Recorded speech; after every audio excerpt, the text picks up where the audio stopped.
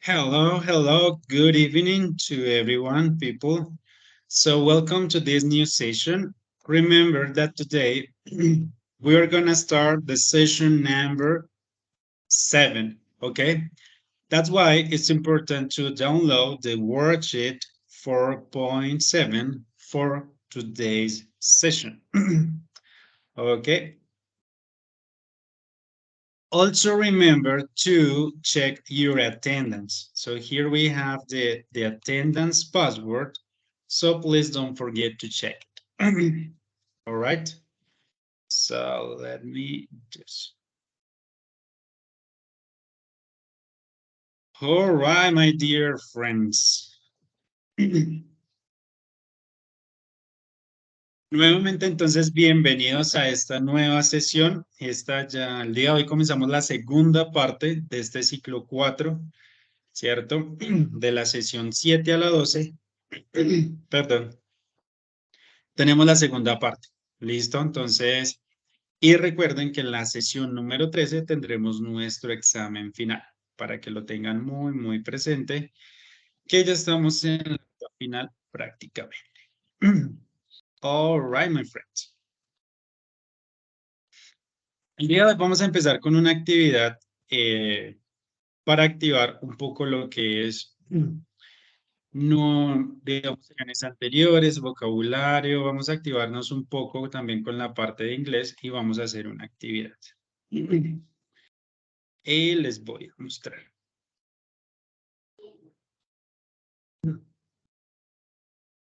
Vamos a realizar este crossword o este crucigrama.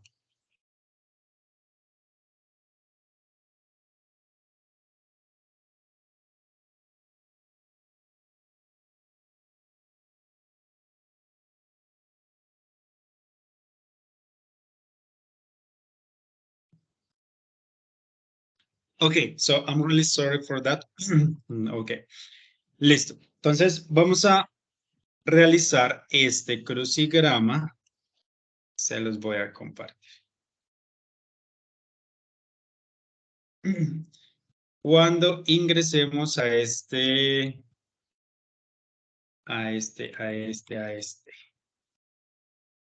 Cuando ingresemos a este link, nos vamos a encontrar con esto, ¿cierto? Acá en la parte de arribita dice Full Screen y nos puede llevar a una pantalla completa. Simplemente debemos seleccionar el número y nos dará la descripción para encontrar la palabra y completar el crucigrama. Por ejemplo, dice, It is a small item that we use to open doors. Y así sucesivamente con cada uno de los números. Por ejemplo, el número 12, que tiene vertical y horizontal, simplemente para la parte horizontal le damos clic a un lado y nos muestra la descripción. Les voy a ayudar, por ejemplo, con la número 3, que puede ser no tan claro. Dice, that has power or control over others, ¿cierto? Que tiene poder o control sobre otros. Entonces aquí vamos a decir, estamos hablando de algo o alguien que es powerful, ¿cierto? A powerful person, ¿cierto? Una persona poderosa o algo por el estilo. La idea es entonces que busquemos cada una de las otras palabras, ¿cierto? Cuando terminemos le damos check para verificar que estén correctas y compartimos un pantallazo para ver el puntaje que nos hemos adquirido. ¿Listo? Vamos a hacer esa actividad para iniciarnos, meternos en el cuento y cosas así por el estilo. ¿Ok?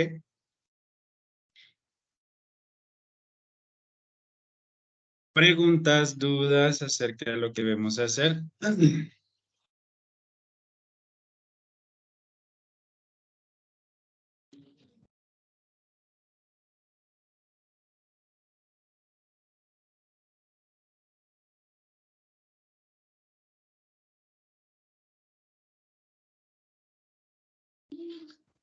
Ok. Si no hay preguntas, si no hay dudas, manos a la obra. Recuerden, por favor, compartir el pantallazo la evidencia de lo que estamos realizando. ¿Listo?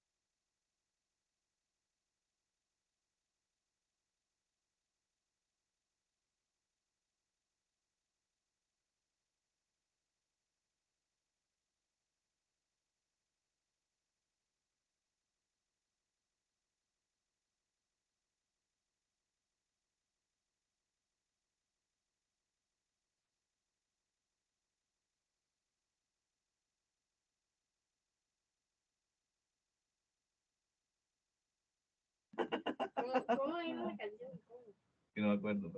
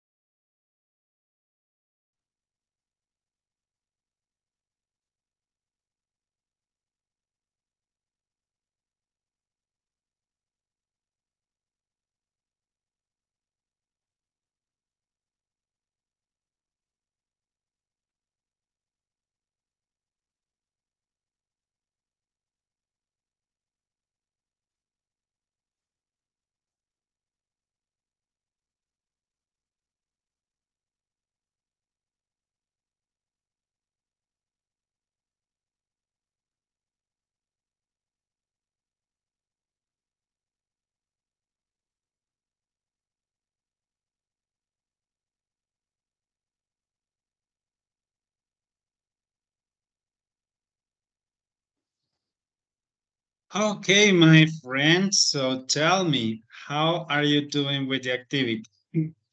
¿Logramos terminar la actividad o algún punto que nos haya generado dificultades?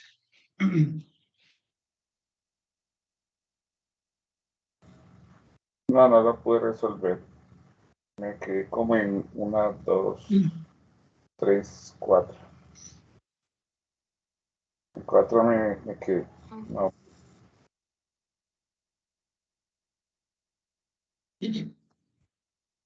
Okay, no worries. No worries. Vamos a revisarlo entonces. Empecemos por este 5. Tenemos synonym of level. Recuerdan que esto lo hemos trabajado, inclusive lo hemos trabajado como tal. ¿Cuál puede ser el sinónimo de level en este sentido?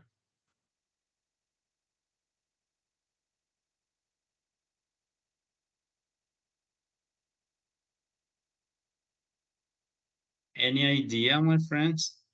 No, yo respondí la 7 y es cloud, que es nube. Pero ahí partiendo la L no vi. Number 7, of course, cloud. Ujú.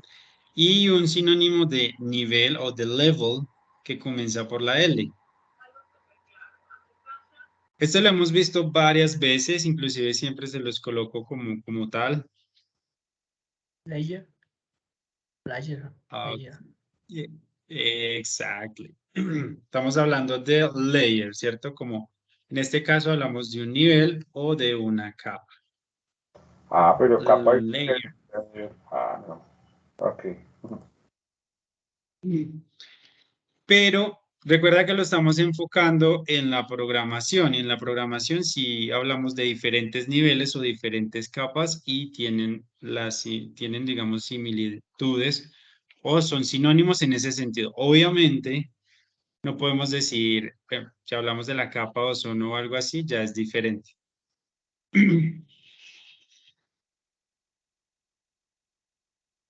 Igual, como les digo, siempre lo hemos visto por ahí unas 2 o 3 veces y siempre yo personalmente les he colocado así. Entonces, digamos que es algo que ya hemos visto antes. Ok, vamos a mirar la número 4. The way a program or a person acts. La forma en que un programa o una persona actúa. ¿Cómo le llamamos a eso?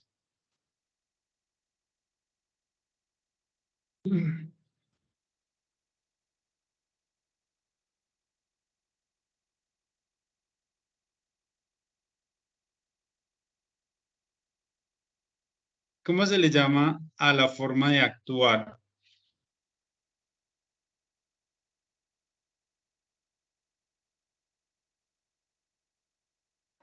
Behavior. Sorry. Behavior. Ok, perfecto. Entonces, estamos hablando de behavior, ¿cierto? Recuerden que behavior hace referencia a comportamiento, ¿cierto? Y podemos hablar del comportamiento de un programa o de eh, una persona como tal. La número 6. Fruit that is red and is the image of an important technology company. Entonces, fruta que es roja y es la imagen de una importante compañía de tecnología. Apple.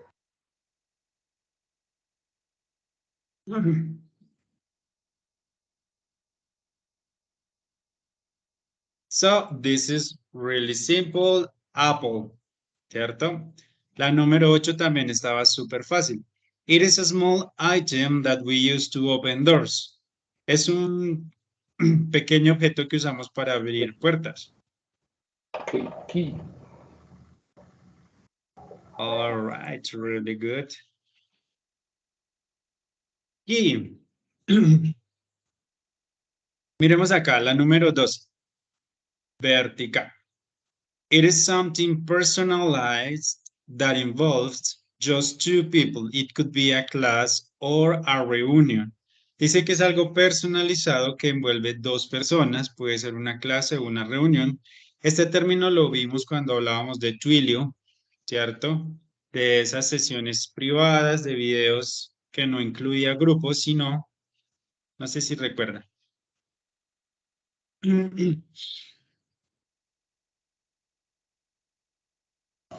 No, sir.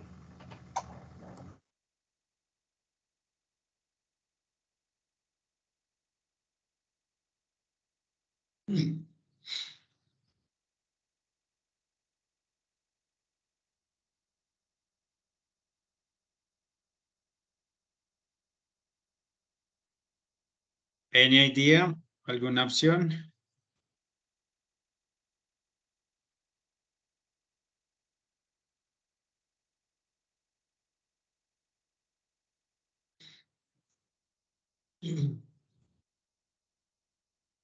Acá hablamos one to one, ¿sí? Hablamos de uno a uno.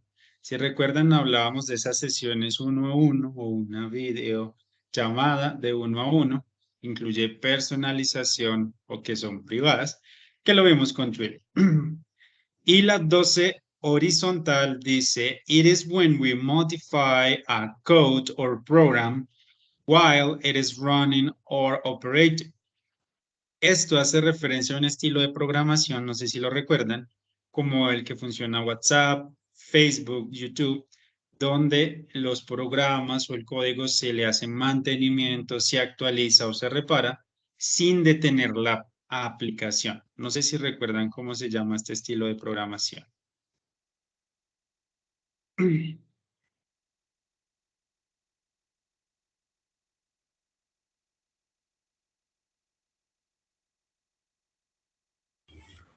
On the fly.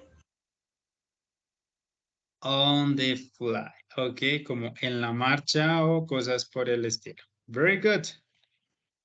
On the fly. Y estos eran todos los términos que teníamos para esto. ¿Listo? Entonces recuerden, es más una activación, es un proceso para irnos activando. On the fly, one to one, powerful, behavior, layer, Apple, cloud, and key. All right, very good. Ahora vamos a revisar. We are going to check our topic for today's session. El día de hoy vamos a hablar de algo que se llama Loop Back y vamos a hablar de la versión número 4. ¿Alguno sabe qué es esto del Loop Back? ¿Ha tenido la oportunidad de verlo o qué podemos compartir acerca del Loop Back?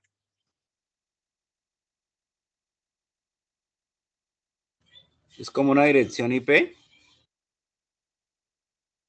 No exactamente. Puede relacionarse, sí. O sea, sí tiene que ver por ahí, pero en este caso no se enfoca por ese lado.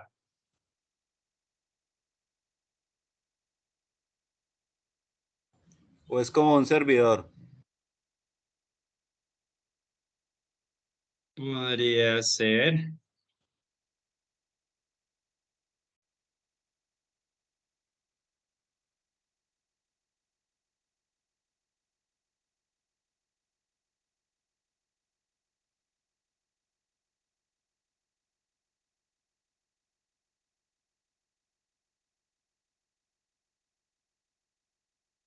No, profe, ni idea. No hay. Ok, no worries. Este es el tema para hoy. Igual de todas formas, ustedes, o pues yo he visto que algunos de sus compañeros en otros grupos ya lo han trabajado en programación. Aunque si nos vamos a enfocar por los dispositivos móviles, pues no sé qué tanto. Entonces vamos a ver qué es Loopback. Yo les traje un video siento que los videos son la mejor forma de podernos meter en el cuento, pues yo no manejo mucho de estos temas, entonces lo mejor es que podamos verlos pues, de alguien que sí lo sabe. Este video está en español. Realmente busqué muchos videos al respecto y son muy largos y poco directo. Entonces, este es el único que encontré. También está en español, dura 20 minutos y 40 segundos, aunque no creo que sea necesario ver todo el video. De igual forma, vamos a ver. Esto es un tutorial, literalmente. Vamos a empezar desde cero. Nos va a mostrar, la persona en el video nos va a mostrar qué se necesita para instalar Loopback y cómo funciona. Entonces, ahí nos vamos a dar cuenta de lo que es, cómo funciona y ya socializamos y conversamos un poco de las sensaciones que nos deja y esto. Como les digo, no vamos a ver todo el video, pero sí vamos a ver una gran parte que nos permita al menos tener una idea o una dirección de hacia dónde vamos con este tema. ¿Listo? So,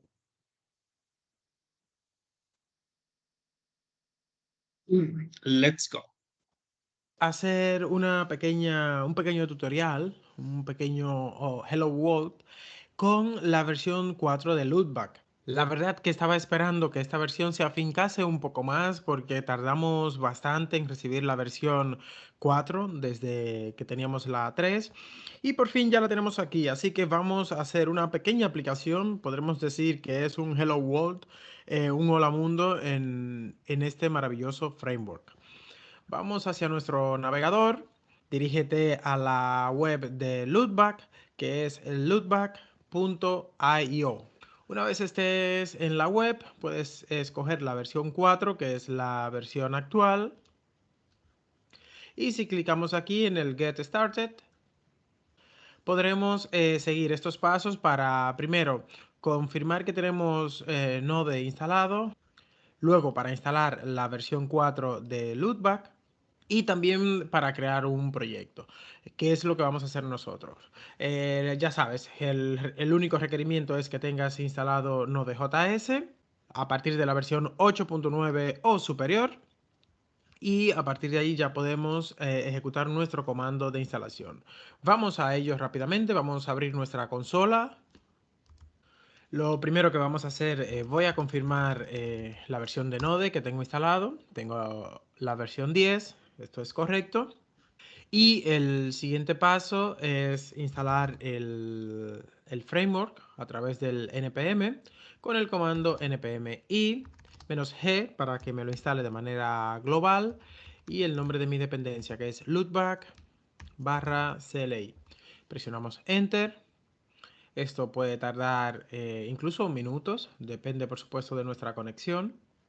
Y también es posible que tengas este error porque debas ejecutar este comando como administrador.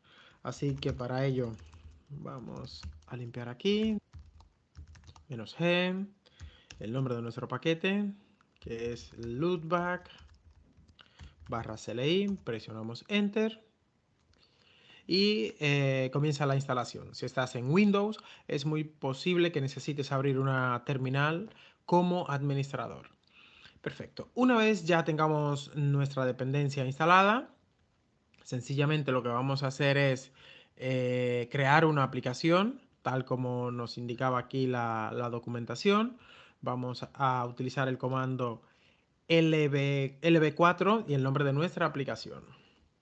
lb4 y el nombre de mi aplicación será Hola Mundo. Presiono Enter. Este nombre no le gusta, así que vamos a elegir otro nombre. lb4 y llamamos Hola-Mundo. Ahora sí, me pregunta por la descripción. Le voy a poner una descripción, mi primera app en Loopback 4. El directorio se podría llamar Hola Mundo, sí, ningún problema. La clase Hola Mundo Application. Y aquí vamos a dejar habilitado todo esto y presionaremos Enter. Bien, ya ha finalizado la creación de nuestra app. Ahora sencillamente debemos seguir estos pasos que tenemos aquí, que lo primero es cambiar hacia nuestro directorio y ejecutar el comando npm start. Voy a limpiar esto para que lo puedas ver mejor. npm start. Esto arrancará nuestro servidor de manera local en el puerto 3000. Bien, vamos a abrir una pestaña de nuestro navegador en el localhost puerto 3000 a ver qué tenemos por aquí. Localhost y el puerto será el 3000. Y como podemos ver, aquí tenemos una aplicación básica donde hay dos enlaces aquí en nuestra home y quizás el más interesante sea el Explorer. Vamos a clicar aquí. Y aquí tenemos nuestro Explorer que tiene un endpoint ya creado, pin. Vamos a desplegarlo. Y como puedes ver aquí nos indica qué podemos recibir, el código y demás. Vamos a hacer clic aquí en Try It Out. Y ahora hacemos clic en ejecutar. Y aquí tenemos la respuesta, la URL que hemos hecho la petición, el JSON que nos devuelve en el body y las cabeceras. Podemos decir que nuestra aplicación de momento es bastante poco útil, ya que no tenemos ningún endpoint habilitado y realmente no podríamos hacer nada. Una de las características de la versión 4 de Loopback, y lo que más me apasiona a mí personalmente, es que ahora el código lo escribimos o lo debemos escribir con TypeScript, lo cual es maravilloso. Vamos a volver a nuestra consola para abrir nuestro código fuente. Yo voy a abrir mi código con el Visual Studio y voy a tener por aquí mi proyecto. Aquí tenemos la estructura que nos proporciona Loopback cuando creamos una nueva aplicación. Esta es una carpeta que es propia de mi editor, la carpeta Node Modules, donde están todas las dependencias que necesita la aplicación para trabajar. En la carpeta public realmente solamente tenemos un index.html. Y prácticamente estos ficheros son parte de la configuración, el package JSON y cosas relacionadas como el git ignore, que está más enfocada a la configuración del propio proyecto que al proyecto en sí. Toda la chicha, podríamos decir, que se encuentra en la carpeta src, que está aquí, que es donde están los controllers, los data source, los models y los repositories o repositories. Podemos crearlo directamente desde aquí. Si necesitas crear un modelo o un controlador, lo puedes hacer desde aquí. Aquí tenemos el controlador ping, que es es el que acabamos de ver en nuestro Explorer de nuestra API. Como te decía, podemos crear aquí los ficheros si lo queremos, pero de manera más fácil el CLI de Loopback nos permite crear desde la propia consola los models, los controllers y demás. Vamos a volver a nuestra consola y vamos a limpiar un segundo. Y con el comando lb4 espacio model vamos a pedirle que nos cree un model. Nos hará varias preguntas como el nombre del model. Vamos a ponerle un nombre y diremos que nuestra clase se llamará people.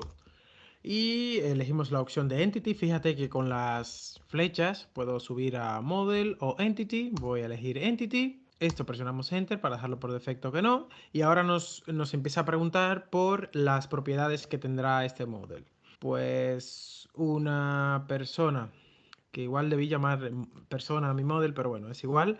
Esto es solo una introducción. Vamos a poner que tendrá un name. Aquí elegimos el tipo de datos. Esto es un string y presionamos Enter. Nos pregunta si es obligatorio, si es required este campo. Aquí realmente para esta demo da igual. Y si tendrá algún valor por defecto. También lo voy a dejar igual. La segunda propiedad que quiero crear será la propiedad city. Me hace las mismas preguntas. Voy a indicar las mismas respuestas. Muy bien. Las dos propiedades que tenemos aquí, nombre y city, son string, no son requeridas y por defecto no tendrán nada en blanco. Si yo ahora aquí presionase Enter directamente y dejase esto en blanco, la consola saldría y me dice que me ha creado un model que se llama People y que fue creado en esta ruta. Vamos a ver si es verdad. Volvemos a nuestro código fuente y si buscamos la carpeta dentro de src, la carpeta model, aquí vemos que antes solo teníamos un readme y ahora tenemos dos ficheros. El people.model, que es esto que está aquí, que sencillamente es la declaración de nuestro model con nuestras properties que están aquí debajo. Y también tenemos un index.ts, porque estamos trabajando con TypeScript, que sencillamente exporta nuestro model. Bien, si volvemos a nuestro people model, podemos ver que, por ejemplo, yo me he olvidado de crear un ID para este model. Pues, como te dije, esto también se puede crear manualmente, no solo desde la consola. Si quiero crear un ID, por ejemplo, para mi model, sencillamente vengo aquí, indico con el decorator que esto es una property. Esto será un método al cual le tenemos que pasar un objeto. Y indicamos el tipo, que será un string. Esto va entre comillas, una coma. Y decimos que es un ID igual a true. Y aquí debajo le ponemos ID string y punto y coma. Y perfectamente, ya aquí tendríamos nuestro ID también creado de manera manual. Esto lo podíamos haber creado también desde la consola, pero he preferido hacerlo de manera manual para que veas cómo se crea. El siguiente paso que vamos a dar, esto no va dentro de comillas, perdón. Esto va aquí. El siguiente paso que vamos a dar es crear un data source. Vamos a crear un data source. Vamos a volver hacia nuestra consola. Voy a limpiar. Y con el comando lb4, espacio, data source, y presionamos Enter. Nos va a preguntar por el nombre que le queremos añadir. Vamos a suponer que vamos a crear un data source para nuestra base de datos en Mongo. Pero realmente no vamos a elegir un Mongo porque no lo voy a conectar, sino que voy a elegir la opción de en memoria, que es la primera opción que tenemos aquí. ¿Ves? Si yo con las flechas me muevo por esas opciones, puedo elegir. Aquí tenemos Mongo, MySQL, Postgres, Oracle, Microsoft, etc, etc. Pero por el momento, solo para probar, voy a elegir la opción de memoria. Presiono Enter, Enter. Y aquí me indica que ha creado dos ficheros y que ha modificado el data source o data sources index.tx. Ahora que ya tenemos nuestro data source, lo siguiente que debemos hacer es crear un repository con el comando lb4 repository. Presionamos Enter. Aquí nos va a salir todas las conexiones o data source que tengamos. De momento nosotros solo tenemos el Mongo que hemos creado. Presionamos Enter. Y también a qué model lo queremos asociar. Con la barra espaciadora he señalizado el people, que es el único que tenemos. Y presionamos Enter. Presionamos Enter también en esta opción y vemos que aquí nos ha creado nuestro repository y también ha modificado el index de los repositorios.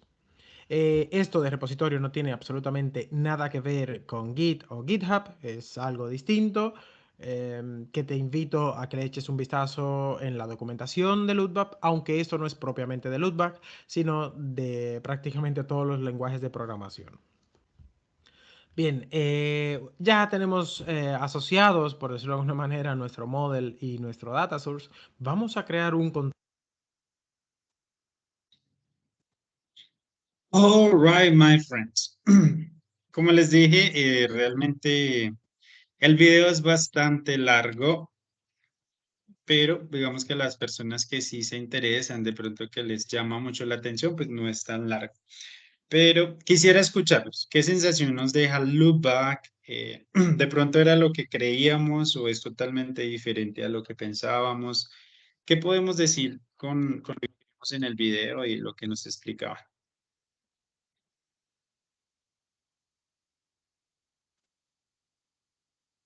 ¿Es para crear APIs?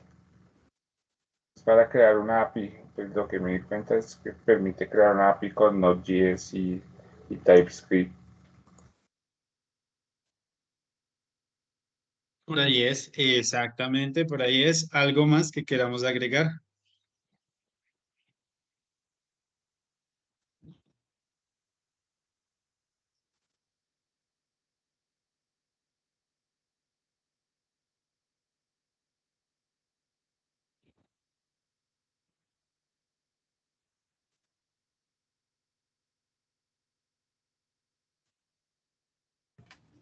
This is data frame. Ok.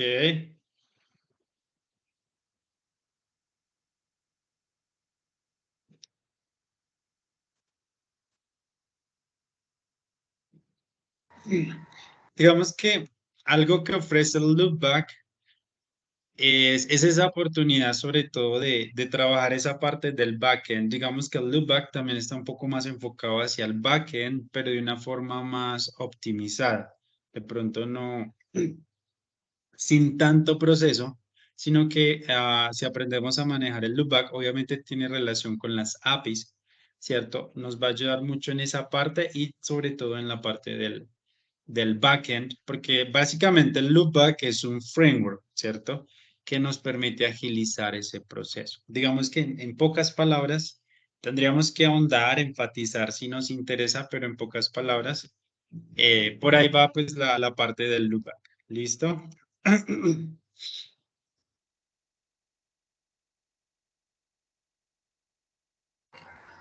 Yes, teacher, I think it's the most practice in the moment because normally when you program it in another program or you use a different framework, it's more work or it's more, how do you say that?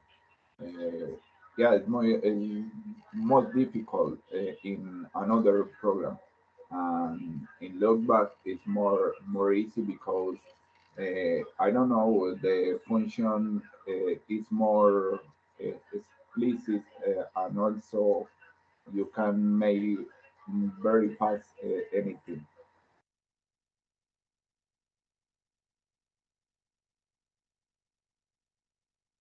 Yeah, could be.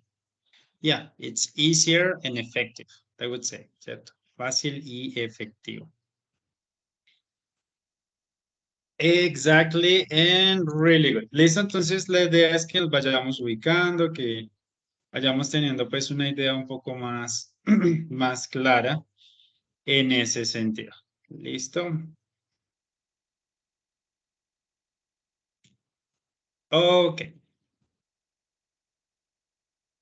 Vamos a revisar en este momento lo que es el vocabulario de esta sesión. Realmente es un vocabulario muy sencillo. Bueno, ni tan sencillo, pero es más, bueno, vamos a ver. Lo primero que tenemos es an endpoint. So, what is an endpoint? Is any device that is physically an endpoint on a network, like laptops, desktops, mobile phones, tablets, servers, and virtual environments can all be considered endpoint. Literalmente, si hacemos la traducción, vamos a decir como un punto final, podría ser un punto de llegada, y esto hace referencia a cualquier dispositivo que tiene la capacidad de recibir información. Es como hacer básicamente eso. Puede ser un dispositivo, inclusive miremos que puede ser un servidor, ¿cierto? O un ambiente o un entorno virtual. Cuando hablamos de endpoints, hablamos de esa parte, ¿cierto? Que puede recibir información, digamos que es el punto de llegada de la información y puede ser el punto final, ¿cierto? A dónde va a llegar la información o que la información puede trazarse. Digamos que la traducción no nos da como, como mucha claridad, pero digamos que se define igual. punto final. Eso es un endpoint, como un punto final. Puede ser un punto final de comunicación, punto final de transferencia o algo por el estilo. Y como dice acá, puede ser una computadora, un celular, una tablet, cualquier cosa que permita el flujo de información o que pueda recibir información o datos. ¿Listo? An endpoint. Ok, por acá tenemos a schema. ¿Sí? Así se pronuncia. A schema.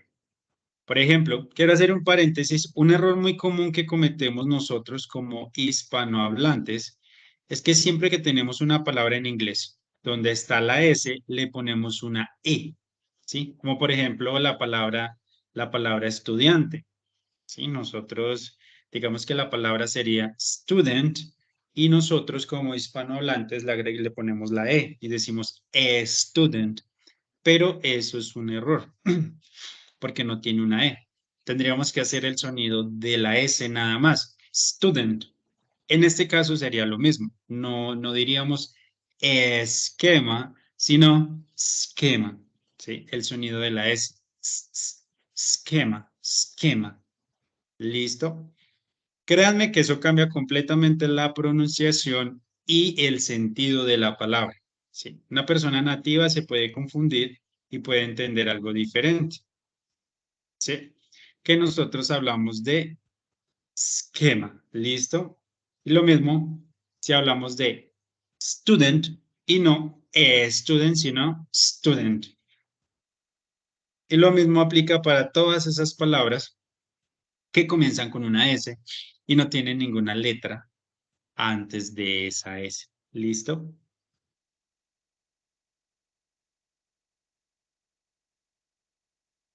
Como, digámoslo así, como dato curioso.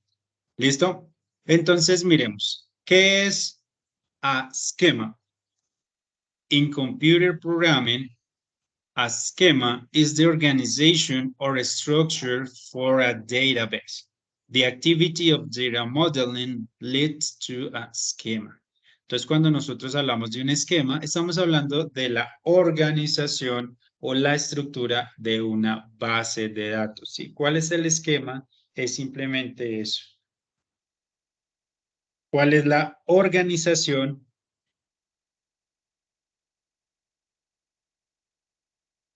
o la estructura de una base de datos?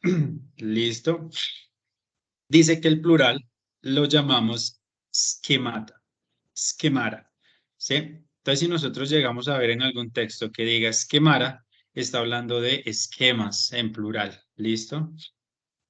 Es supremamente curioso, pero así le decimos schemara. Luego tenemos un API. Recuerden que en inglés se le llama API, en español pues le decimos API. ¿Listo? Pero en inglés le decimos API. Entonces, recordemos que es un API. Es the acronym for Application Programming Interface, which is a software intermediary that allows two applications to talk to each other. En este punto, a estas alturas del ciclo, lo que hemos avanzado, ¿cómo podríamos decirle a alguien, por ejemplo, algún familiar, alguna persona que no esté tan familiarizado con la programación que es un API? ¿Cómo le podríamos explicar a alguien con palabras lo más sencillas posibles qué es un API? ¿Cómo así que es un software que permite la comunicación entre dos aplicaciones? ¿Qué quiere decir eso? No sé si de pronto alguien me puede ayudar. Yo, por ejemplo, les digo que es Waze. ¿Qué es Waze? ¿Por qué? Porque pues, es una forma de explicarle lo que significa la API, que es algo que está en tiempo real. Ok, perfecto. Muy buena, muy buena, muy buena. Super good. ¿Alguien más de pronto tiene otra forma adicional? ¿Algo más que podamos decir acerca de las APIs?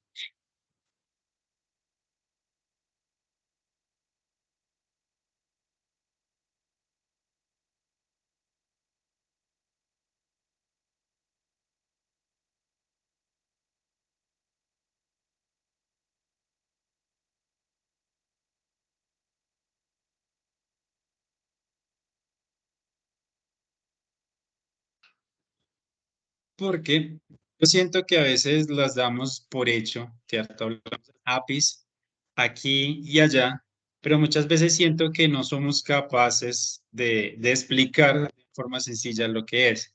Entonces quiero que nos hagamos esa pregunta y miremos si realmente sabemos exactamente qué es un API y sabemos exactamente cómo lo podemos explicar o qué podemos hacer. ¿Listo? ¿Cómo lo podemos hablar? Ok, continuemos nuestro camino.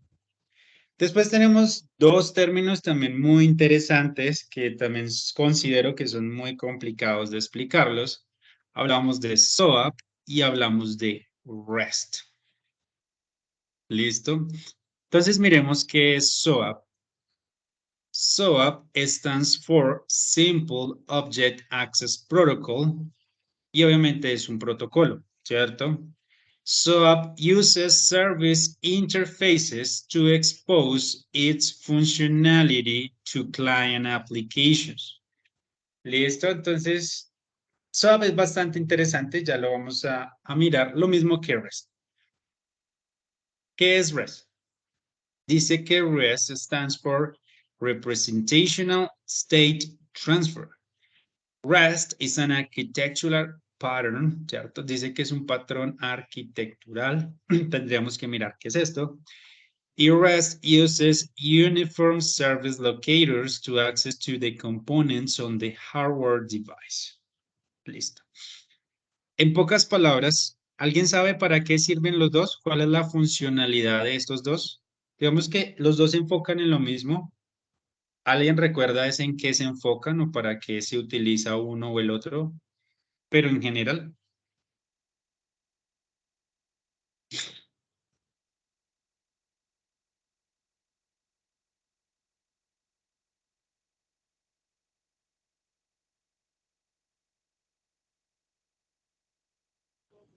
Son los que permiten el funcionamiento de la API. Por ahí es. Por ahí es. Very good. Vamos a ver. Les tengo acá un artículo. Igual este también lo encuentran en el worksheet. Se los voy a compartir. Donde nos hablan un poco de los dos. Y también están de las diferencias. ¿Cierto? Obviamente la principal diferencia es que SOAP es un protocolo y REST no lo es. REST es simplemente como una forma de estructura o de esquema, digámoslo así. Entonces, miremos. REST y SOAP son dos enfoques distintos para la transmisión de datos en línea. Entonces, ¿para qué vamos a usar SOAP o para qué vamos a usar REST? Para la transmisión de datos en línea. Con ellos vamos a, ¿cómo se dice? Definir, ¿cierto? Aquí dice cómo se va a hacer esa transmisión de datos y cómo se van a diseñar las APIs. ¿Sí? Ellos nos dicen o nos rigen, nos dan un camino o unas pautas de cómo debemos diseñar las APIs en términos de cómo se va a transferir la información, qué formatos y otro tipo de cosas. ¿Listo?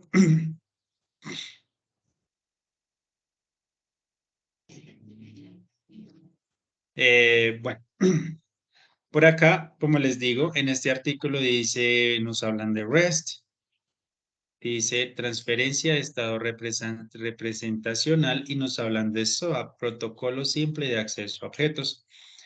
Y bueno, nos dan muchas de las características de cada uno. Quiero que miremos acá. Diferencias entre SOAP y REST. Es posible que muchos sistemas heredados sigan rigiéndose por SOAP, aunque REST haya surgido más tarde y se considere una alternativa más rápida en los escenarios basados en la web. Entonces aquí vamos a notar una principal diferencia. REST es más rápido, es más ligero y es menos complicado que SOAP. ¿Listo? SOAP es un poco más complicado, es más lento y más complejo que REST. Quedémonos por ahí. Entonces, REST es un conjunto de pautas que ofrece una implementación flexible, mientras que SOAP es un protocolo con requisitos específicos, como en el caso de la mensajería XML.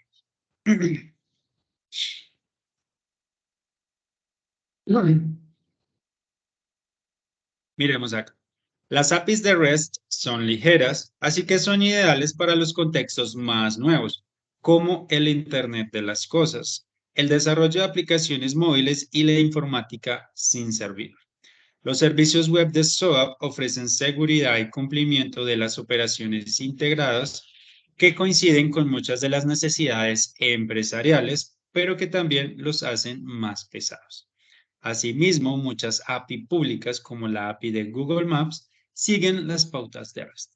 Entonces, básicamente es eso. La principal diferencia entre REST y SOAP para mí es que REST es más flexible, es más dinámico y es más rápido. SOAP es un poco más pesado, pero ofrece mucha mayor seguridad, aunque REST también la puede llegar a ofrecer, pero digamos que ya es un nivel un poco más avanzado. ¿Listo? No sé si queramos agregar o queda como más o menos la idea clara de estos dos términos.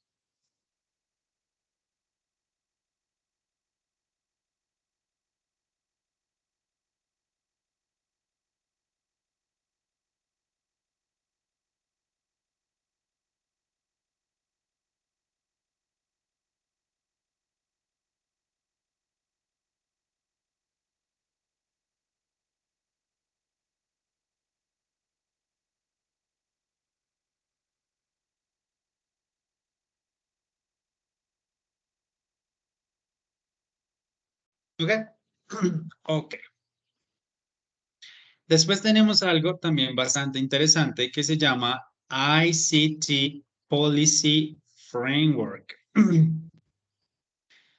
Vamos a ver en qué nos dice. It's a set of principles and goals intended to govern the development, implementation, adoption, monitoring, evaluation, and application of ICTs in organizations, institutions, societies, or nations. Mi pregunta es, ¿alguien sabe qué significa ICT o a qué hace referencia, a qué hacen referencias esas siglas? You already know.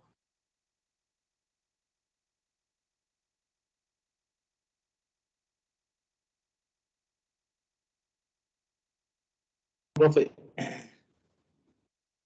¿sí me escucha? Yes.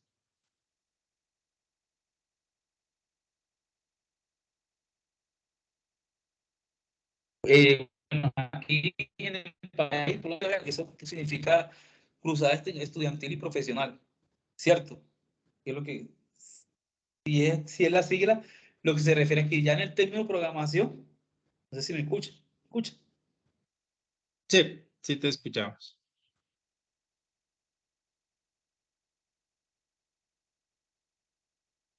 Ya en el término de programación es como las comunicaciones unificadas, algo así. Tiene que ver con algo así, pues. No sé si estoy equivocado ya, pues.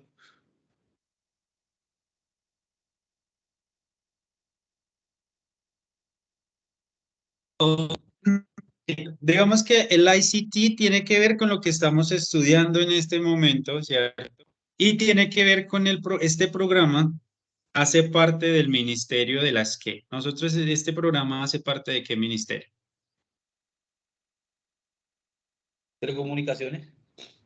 Tecnología de Las TIC. información. Solo comunicaciones. El Ministerio de Telecomunicaciones, pues, ya. Tecnología de la información. Comunicación. Exactamente. Exactly. Eso es lo que significa ICT. ICT significa TIC. En español lo llamamos TIC. Tecnologías de la información y la comunicación. Solo que en inglés obviamente siempre está todo al revés. Information and Communication Technology. Entonces dice, marco de políticas de las tecnologías de la comunicación y, bueno, marco de las políticas de la información y, ya se me fue la palabra, ¿cierto? Marco de políticas de las tecnologías de la información y la comunicación. Entonces, ¿a qué creen que hace referencia?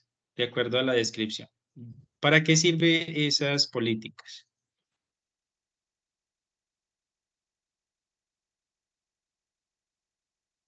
Yo creo que es como para que haya una disciplina o ya como que algo como que es como que es como un proceso que se cumple como acciones específicas, ¿cierto? Sobre el entorno, sobre el software, sobre la parte de lo que es todo el tema de la que es ciencia, comunicación, telecomunicaciones, en esa parte.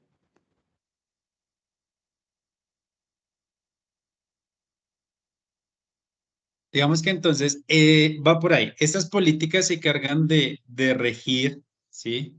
Y de controlar básicamente todo lo que tiene que ver con el desarrollo de software o comunicaciones o de la información. ¿Para qué? Pues para que, digamos, si no se tiene un control, es muy factible que las compañías hagan mal uso de todo esto, ¿cierto? Entonces también se pueden cometer delitos informáticos y todo esto. Se puede generar mucho mal o se puede ocasionar mucho mal. Entonces, esto lo que trata es de regular, como cualquier otra empresa, regular como hasta dónde se puede llegar con este tipo de cosas para no sobrepasar y encargarse de que cada nación o cada institución se está rigiendo por políticas, pues digamos, de trabajo adecuadas y todo esto, ¿sí? Entonces recuerden, ICT, Information and Communication Technology, tecnologías de la información y de la comunicación. ¿Listo? Y finalmente tenemos el backend. Ya lo conocemos, ya lo hemos trabajado, lo hemos revisado en anteriores veces. ¿Listo?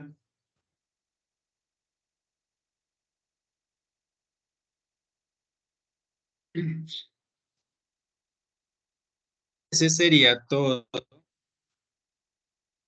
Eso sería todo el vocabulario para esta sesión. Tenemos el backend, el ICT Policy Framework, REST, SOAP, API, a schema, and an endpoint. ¿Listo? ¿Alguna pregunta, algo que revisar, que aclarar con esta parte? Creo que no, profe.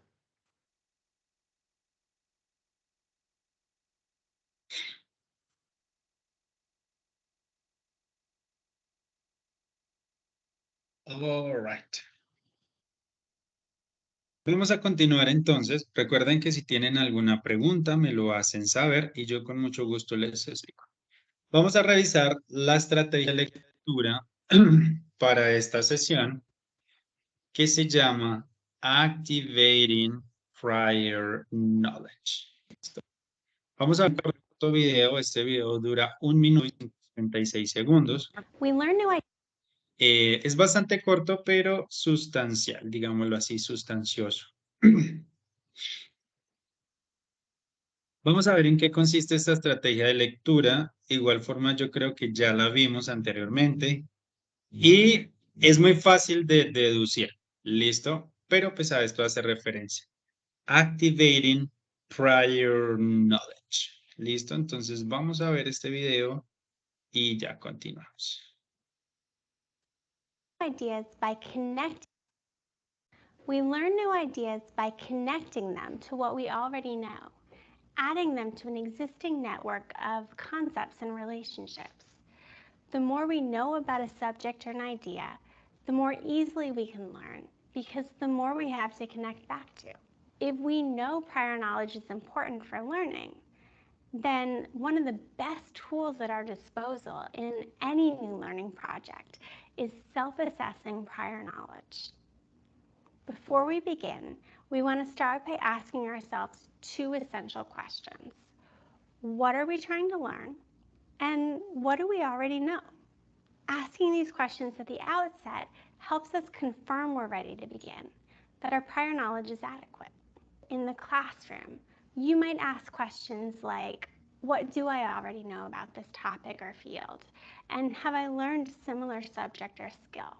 What will my professor expect me to know when I show up in class the first day? The other reason assessing prior knowledge is helpful is just because it forces us to retrieve what we already know. And it reminds us of the connections and associations that are already at our disposal. Consciously taking the time to inventory what we know that's related primes our brains to make connections as we take in that information. It also sets us up to think about learning as the process of making connections.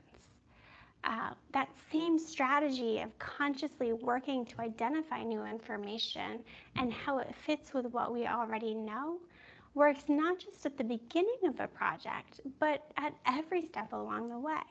So as we go, we might ask questions like, how does this subject relate to other subjects I've learned in the past? How does each new topic or unit connect with the ones that came before and after? What stories are being told by this information?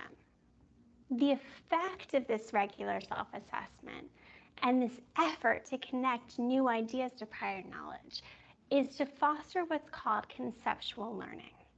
If we learn by connecting information to what we already know, then the more connections we can make, the better we'll be able to hold on to that information.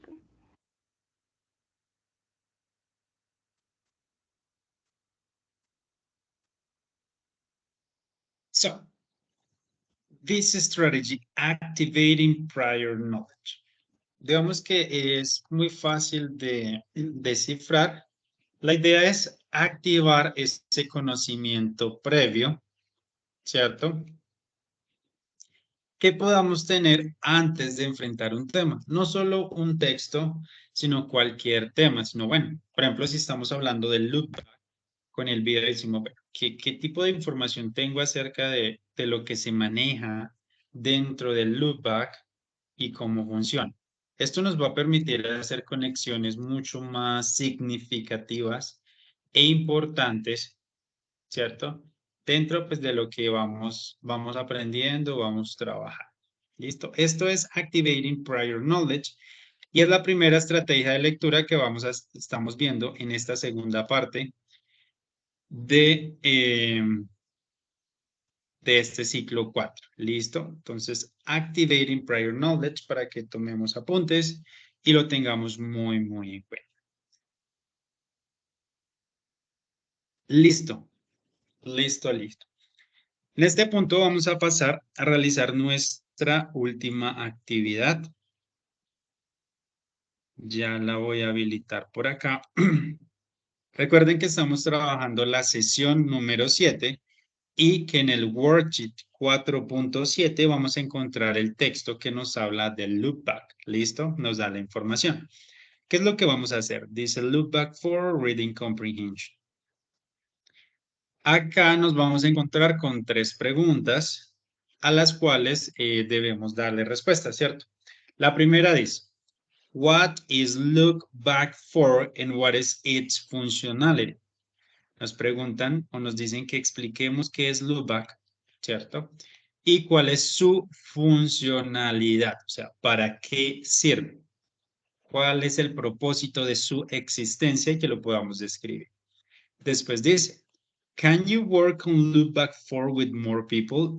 Nos preguntan que si podemos trabajar en loopback con más gente. Ya sea que digamos que sí, la idea es que lo podamos decir cómo o por, ¿cierto? Y si decimos que no, también. ¿Por qué no? De pronto, eso. Y finalmente dice, what are some of the characteristics of loopback for? ¿Cuáles son algunas de las características que tiene esta herramienta.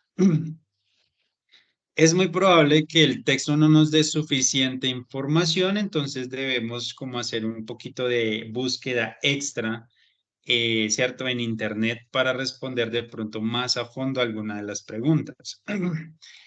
He visto muchísimo, muchísimo, muchísimo que estamos copiando y pegando, ¿sí?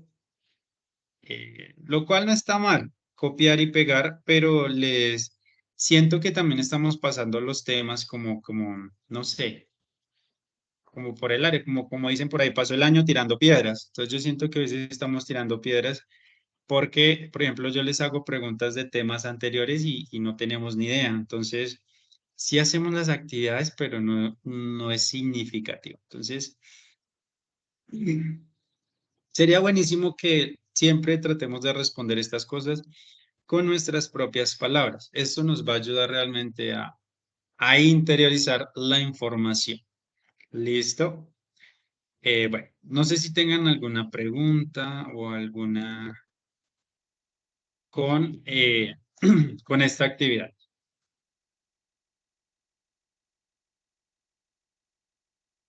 ¿Sí me No, señor. escucha?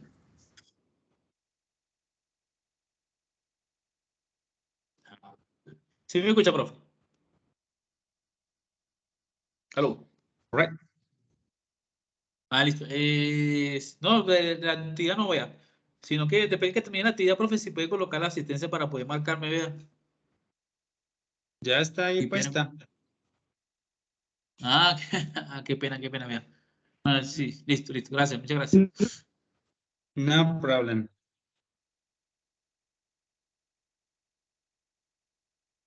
Ok, entonces, manos a la obra, manos a la obra.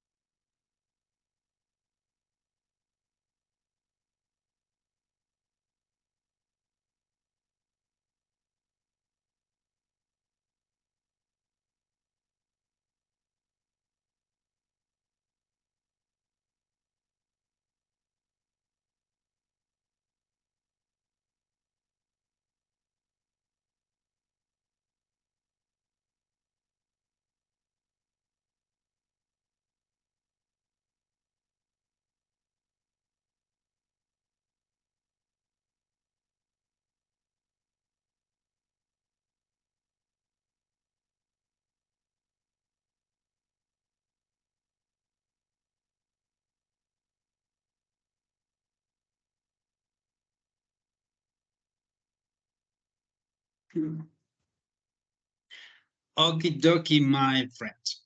Veo que varios ya terminaron de realizar la actividad, otros todavía la están realizando. De igual forma, esta queda abierta si de pronto necesitan terminarla o algo por el estilo. Por el momento me despido y pues nada, les agradezco muchísimo por haber asistido el día de hoy. Espero que tengan una feliz resto de noche y también espero poder tenerlos nuevamente el día jueves, ¿ok? Thank you very much. Blessing for you, teacher. Dance teacher. So people, Thank you. Feliz Again. noche. thank you very much and bye-bye to everyone.